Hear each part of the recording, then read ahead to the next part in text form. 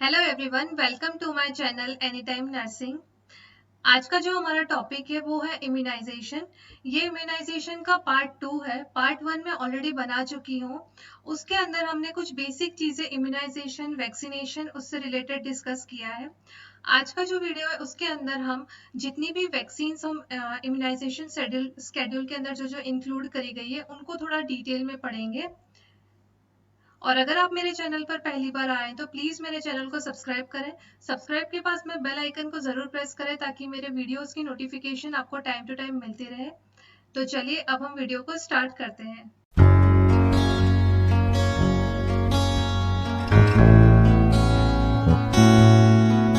First जो है हम देखेंगे बीसीजी के बारे में। बीसीजी जो है उसका फुल फॉर्म है बैसिलस कालमेट गुएरिन। ठीक है, ये जो है बैसिलस जो है ये रोड शेप बैक्टीरिया होते हैं। ये होते हैं road shaped bacteria, road shaped bacteria. और गुएरिन जो है ये साइंटिस्ट है। गुएरिन जो है वो साइंटिस्ट है और उन्हीं के नाम पर उन्होंने इसे बीसीजी का नेम दिया था। अब ये जो बीसीजी का वैक्सीनेशन होता है ये क्या करता है, ये प्रोटेक्शन प्रोवाइड करवाता है अगेंस्ट द टीबी। टीबी के अगेंस्ट में प्रोटेक्शन प्रोवाइड करता है। ठीक है, अब ये जो होता है इसको स्टोर किया जाता है एट 2 to 8 डिग्री सेल्सियस। ठीक है, इसको स्टोर करा जाता है 2 से 8 डिग्री सेल्सियस के टेम्परेचर के ऊपर किया जाता है। इसका रूट होता है इंट्राडर्मल। ठीक है, बीसीजी वैक्सीनेशन को इंट्राडर्मल दिया जाता है। अब इंट्राडर्मल जो होता है वो कहाँ पर दिया जाता है, मतलब अगर हम उसके साइट की बात करें कि कौन सी साइट के वहां पर बीसीजी वैक्सीनेशन दिया जाता है, तो ये दिया जाता है लेफ्ट अपर आर्म के अंदर। लेफ्ट अपर आर्म में, लेफ्ट अपर आर्म में अबोव द डेल्टोइड मसल, जो हमारी डेल्टोइड मसल्स होती हैं उनके ऊपर की तरफ क्या होता है, इंट्राडर्मली बीसीजी का वैक्सीनेशन दिया जाता है। ठीक है, ये जो अगर हम बात करें कि इसको रिकंस्टिट्यूट किया जाता है in NS means normal saline 1 ml के अंदर रिकंस्टिट्यूट किया जाता है and should be used within 4 hours. ठीक है, रिकंस्टिट्यूट का मतलब क्या होता है कि ये जो बीसीजी का वैक्सीनेशन होता है ये लाइफोलाइज्ड फॉर्म के अंदर होता है। लाइफोलाइज्ड फॉर्म जो होती है, लाइफोलाइज्ड का मतलब होता है कि ये पाउडर्ड फॉर्म के अंदर होता है, पाउडर्ड फॉर्म के अंदर होता है और उसको फिर रिकंस्टिट्यूट किया जाता है। मींस उसको एनएस के साथ में क्या करेंगे, मिक्स किया जाता है।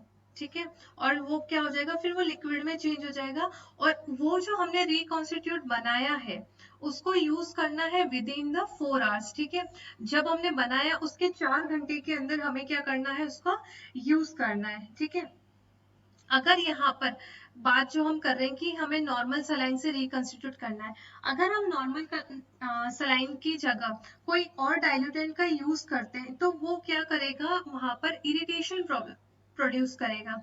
ठीक है, मतलब अगर कोई अदर डाइल्यूटेंट अगर हम यूज कर रहे हैं, अदर डाइल्यूटेंट, तो वो क्या करेगा, इरिटेशन कॉज करेगा। और इरिटेशन कहाँ पर करेगा, जो हमारी साइट है वहां पर क्या करेगा, इरिटेशन प्रोड्यूस करेगा। नेक्स्ट है given at the left upper arm above the deltoid muscle, same चीज हो गई। ठीक है, देन है डू नॉट रब साइट आफ्टर द इंजेक्शन। ठीक है, क्या होता है कि जब हम ये जो वैक्सीनेशन है प्रोवाइड करते हैं उसके बाद में क्या होता है कि जब इसको इंट्राडर्मली दिया जाता है तो वो क्या होगा कि वहां पर जो साइट है उसको क्या नहीं करना है, रब नहीं करना है, वो थोड़ा सा ब्लेब बन जाता है। ठीक है, क्या बनेगा, ब्लेब बन सकता है, या उसको बोलते हैं हम ब्लेब। ब्लेब का मतलब इस तरह से राउंड जैसा कुछ हो जाएगा, है ना, क्योंकि अंदर क्या गया है, वैक्सीन गया है। ठीक है, अगर हम बात करें a satisfactory BCG vaccination should produce a wheal of 5 mm diameter, यही बात आ गई, इसी ब्लेब की बात आ गई।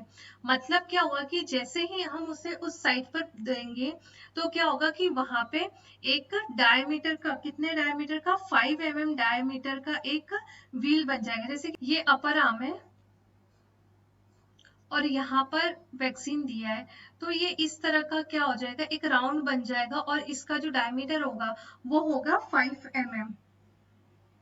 अच्छा, अगर हम एक और चीज देखें कि जब हम जो ये वैक्सीन है इसको जब हम इंजेक्ट करते हैं तो सबसे पहले क्या होता है कि इंजेक्ट करने के आफ्टर 2 to 3 वीक्स, ठीक है ना, means after 2 to 3 weeks of the vaccination, ठीक है, वैक्सीनेशन के 2 to 3 वीक्स बाद क्या हो जाएगा, वहां पर पेप्यूल बन जाएगा, ठीक है, पेप्यूल बनेगा।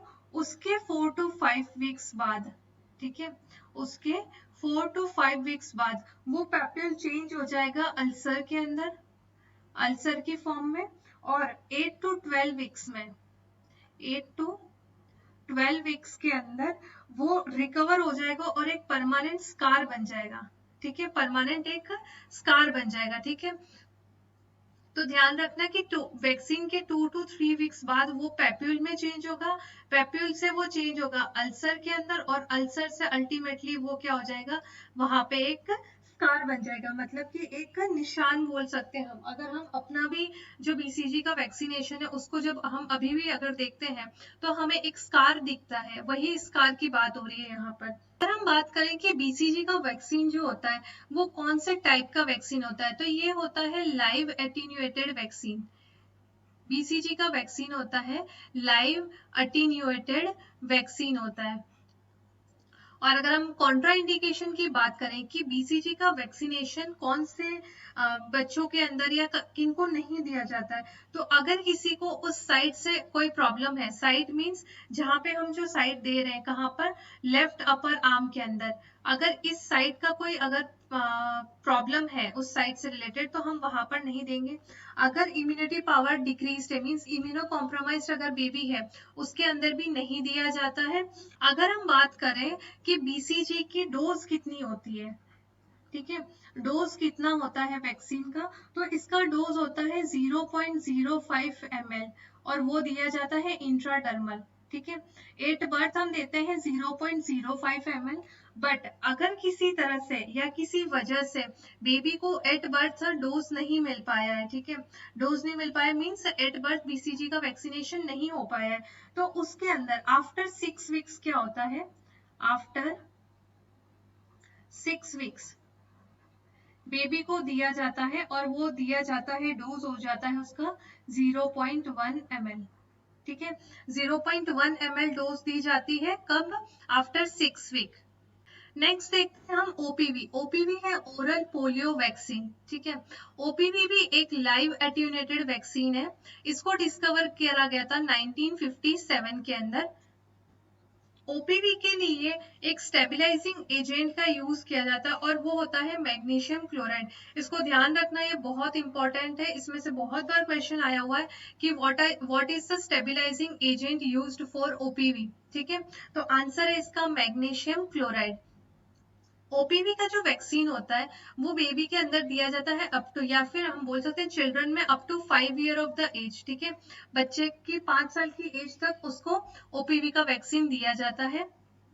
इसको स्टोर किया जाता है -20 डिग्री सेल्सियस में, ठीक है।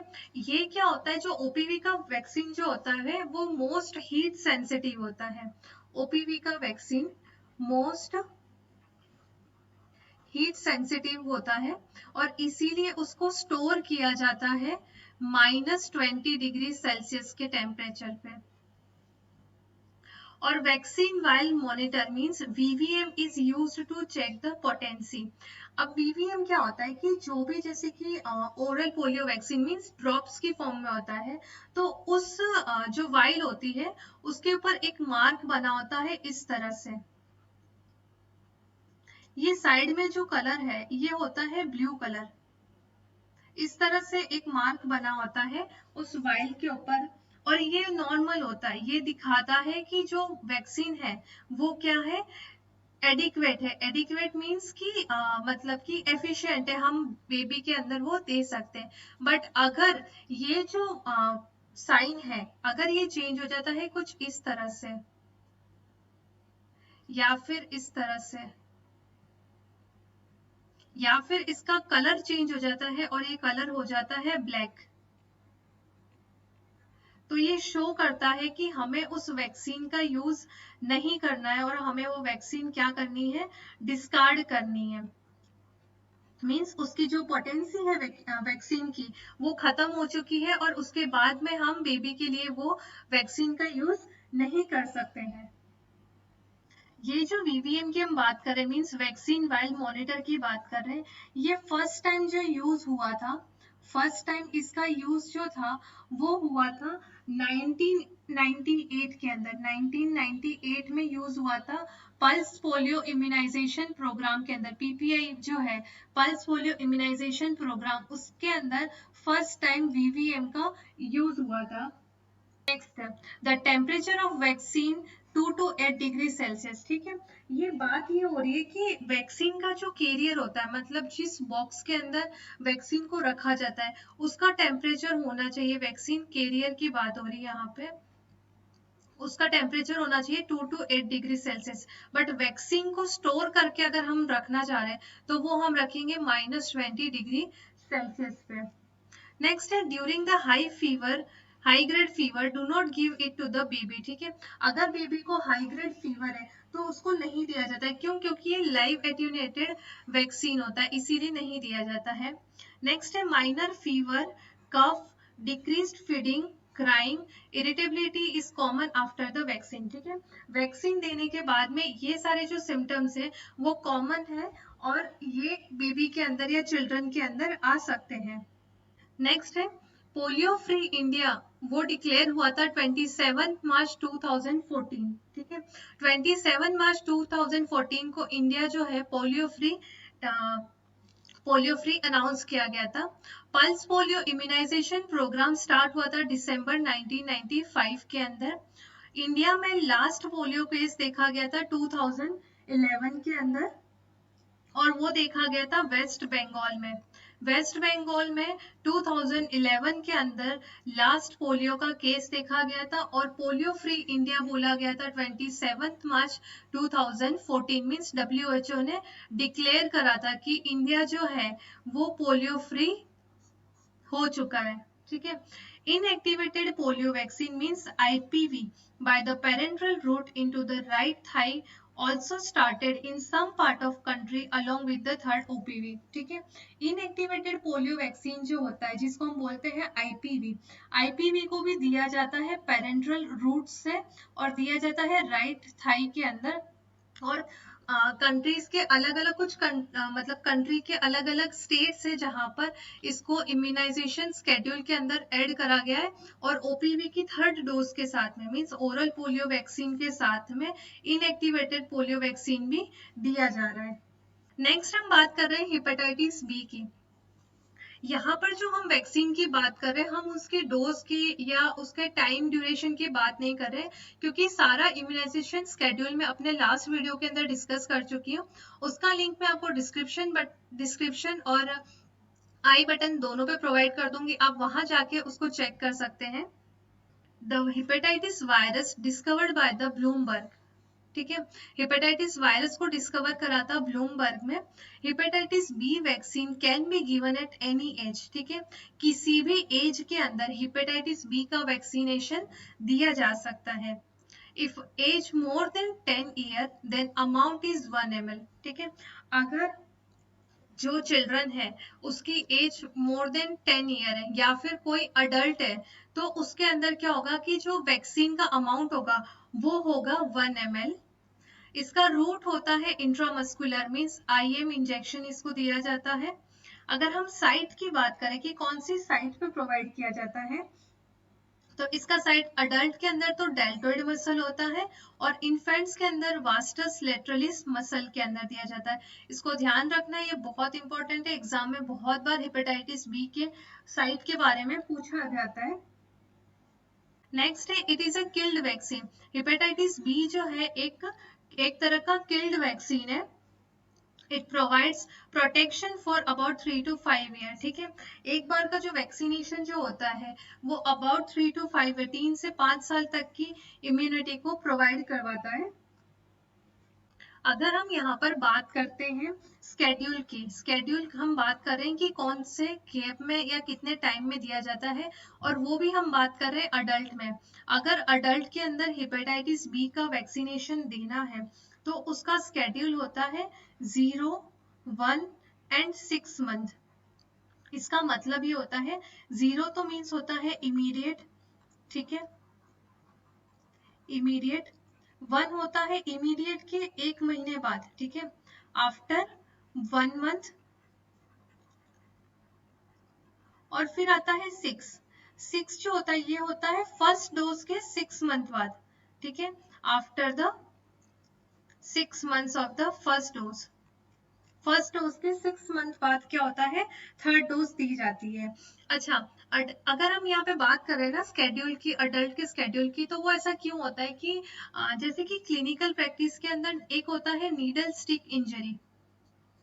नीडल स्टिक इंजरी मीन्स कि बहुत बार क्या होता है कि अगर कोई भी हेल्थ केयर वर्कर है, अगर वो किसी पेशेंट को इंजेक्शन वगैरह लगा रहे हैं, ठीक है, और वो जो निडल लगी हुई है वो प्रिक हो जाती है हेल्थ केयर वर्कर को, उसको बोलते हैं हम निडल स्टिक इंजरी। उस टाइम पे क्या होता है कि उस हेल्थ केयर वर्कर को हेपेटाइटिस बी का वैक्सीन प्लस हेपेटाइटिस का इम्यूनोग्लोबिन, ये दोनों चीजें प्रोवाइड करी जाती हैं। हेपेटाइटिस बी का वैक्सीन प्लस इम्यूनोग्लोबिन, ये दोनों नीडल स्टिक इंजरी के अंदर दिया जाता है। नेक्स्ट हम देखते हैं यहाँ पर डीपीटी वैक्सीन। डीपीटी जो वैक्सीन है उसका फुल फॉर्म है D for diphtheria, P for pertussis and T for tetanus. अब डीपीटी जो है एक कंबाइंड वैक्सीन है।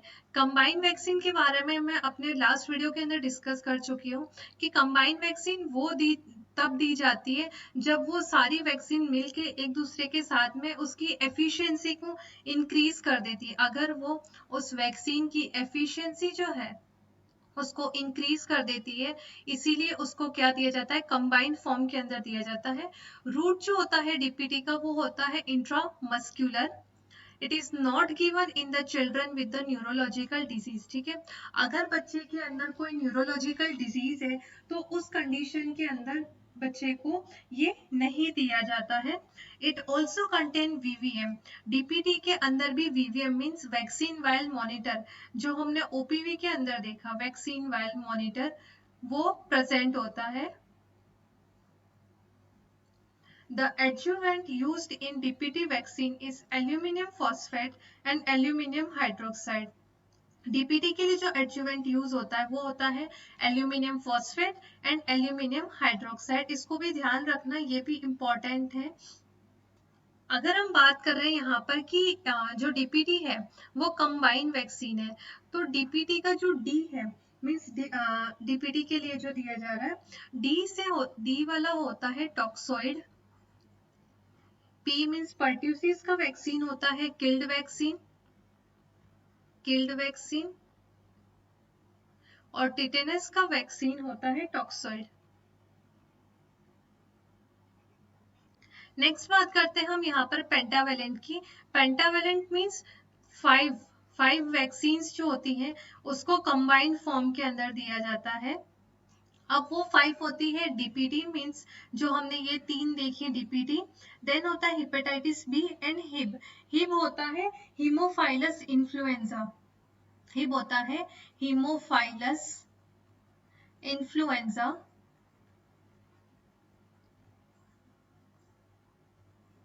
तो टोटल ये 5 वैक्सीन मिलती हैं और तब उसे बोला जाता है पेंटावेलेंट वैक्सीन। पेंटावेलेंट जो होता है वो दिया जाता है up to the age of 1 year, सिर्फ 1 ईयर की एज तक ही चिल्ड्रन के अंदर ये प्रोवाइड किया जाता है, मतलब दिया जाता है।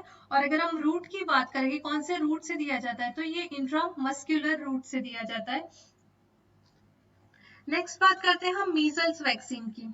मीजल्स का जो वैक्सीन है ये भी एक लाइव एटेन्यूएटेड वैक्सीन है और ये भी लाइफोलाइज्ड वैक्सीन होता है। लाइफोलाइज्ड का हमने बीसीजी के अंदर देखा मींस ये भी क्या होता है, पाउडर्ड फॉर्म के अंदर प्रेजेंट होता है, ये भी पाउडर्ड फॉर्म में होता है और इसको रिकॉन्स्टिट्यूट किया जाता है विद द डिस्टिल्ड वाटर, ठीक है। इसके रिकॉन्स्टिट्यूशन के लिए डिस्टिल वाटर का यूज किया जाता है और वो होता है 2.5 ml। 2.5 ml डिस्टिल वाटर के साथ में इसको रिकॉन्स्टिट्यूट किया जाता है और जो रिकॉन्स्टिट्यूट करी हुई वैक्सीन है should be used with in the 3 hours. ठीक है। रिकॉन्स्टिट्यूशन मीन्स उस पाउडर को लिक्विड बनाने के बाद में 3 घंटे के अंदर हमें उसका यूज करना है और अगर 3 घंटे तक हम यूज नहीं कर पाते तो हमें उस वैक्सीन को डिस्कार्ड कर देना है। नेक्स्ट है the stored at temperature of 0 degree Celsius and use at the 2 to 8 degree temperature. ठीक है। मींस इसका जो स्टोरेज किया जाता है वो करा जाता है 0 डिग्री सेल्सियस पे और उसका जो कैरियर का यूज होता है वो होता है 2 to 8 डिग्री टेम्परेचर के अंदर। नेक्स्ट है the immunity develops after the 11 days of the vaccination. Means measles का वैक्सीन देने के बाद में वो 11 डेज के अंदर क्या होता है अपनी इम्यूनिटी डेवलप करना स्टार्ट कर देता है। अगर हम इसके रूट की बात करें तो इसका रूट होता है सबकट, सबक्यूटेनियस इसका रूट होता है। सबक्यूटेनियस रूट से मीजल्स का वैक्सीन दिया जाता है। If vaccine is contaminated then may cause TSS। ठीक है। मींस अगर वैक्सीन कंटामिनेटेड है तो ये TSS करेगा। अब TSS क्या होता है? TSS होता है टॉक्सिक शॉक सिंड्रोम। TSS होता है टॉक्सिक शॉक सिंड्रोम। ये ध्यान रखना, ये बहुत इंपॉर्टेंट टॉपिक है। बहुत सारे एग्जाम के अंदर TSS के बारे में बहुत बार पूछा गया है कि कौन सी वैक्सीन से होता है, इसमें कौन से बैक्टीरिया की ग्रोथ होती है, इसमें क्या सिम्टम्स होते हैं, इसलिए इसको ध्यान से सुनिएगा। जो टॉक्सिक शॉक सिंड्रोम होता है ये किसकी ग्रोथ से होता है? Growth of the staphylococcus. Staphylococcus bacteria, staphylococcus bacteria की ग्रोथ से होता है। अगर हम इसके अंदर सिम्टम्स की या क्लिनिकल फीचर्स की बात करें कि बीबी के अंदर क्या क्या क्लिनिकल फीचर्स आएंगे अगर उसे टॉक्सिक शॉक सिंड्रोम हो गया, उसमें होगा हाई ग्रेड फीवर, इसमें होगा हाई ग्रेड फीवर, देन होगा वॉमिटिंग, सीवियर डायरिया सीवियर होगा। देन उसमें अगर उसको ट्रीट नहीं किया गया तो बेबी की डेथ भी हो सकती है। ठीक है। डेथ कब होगी? अगर ट्रीट नहीं किया गया, मींस अनट्रीटेड है, तो क्या हो सकता है? डेथ भी हो सकती है। MMR vaccine is the cause of thrombocytopenia. ये ध्यान रखना, ये इंपॉर्टेंट क्वेश्चन एम्स के अंदर पूछा गया है कि MMR वैक्सीन किसका कॉज होता है? थ्रोम्बोसाइटोपिनिया का एक कॉज होता है। तो हमारा आज का वीडियो यहीं पर एंड होता है। उम्मीद है आपको पसंद आया होगा। अगर पसंद आया तो प्लीज इसको लाइक करें, अपने फ्रेंड्स के साथ में शेयर करें और अगर आपने मेरे चैनल को सब्सक्राइब नहीं करा है तो प्लीज मेरे चैनल को सब्सक्राइब करें। तो चलिए अब मिलते हैं नेक्स्ट वीडियो में।